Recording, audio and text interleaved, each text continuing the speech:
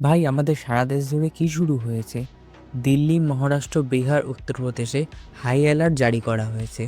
তো 10ই নভেম্বর দিল্লির red fort মেট্রোর সামনেই ভয়াবহ বিস্ফোরণটি ঘটে। সেখানে একটি হুন্ডাই i20 গাড়ি বিস্ফোরণে উড়ে যায় এবং সেই ঘটনাস্থলে 8জন ব্যক্তি মারা যায় এবং এখনও পর্যন্ত 25জন ব্যক্তি আহত খবর পাওয়া গেছে। তো কিছুক্ষণের মধ্যেই ঘটনাস্থলে পুলিশ আসে। তারপর গাড়ির মালিকটিকে জিজ্ঞাসাবাদ করা হয়। গাড়ির নম্বরটি ছিল হরিয়ানায়।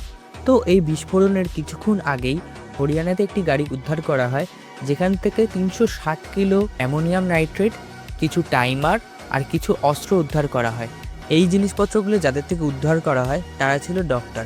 তো আমাদের দেশে কি নতুন আরেক ধরনের টেররিজমের উদ্ভব করতে চলেছে, যেটাকে বলা চলে হোয়াইট কলার টেররিজম।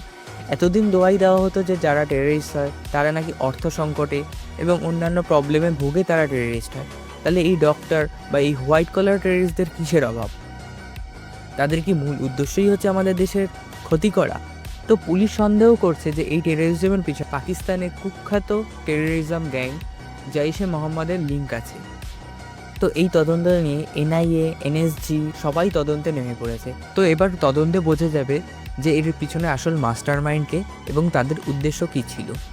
তারা কি এত বড় রকমের এক্সপ্লোসিভ নিয়ে আরও বড় ধরনের কোনো নাশকতার ছক ছিল, সারা দেশ জুড়ে আনস্টেবিলিটি তৈরি করার চেষ্টা করেছিল? এই বিষয়ে আপনাদের কি মতামত আমাকে কমেন্টে জানাতেই পারেন।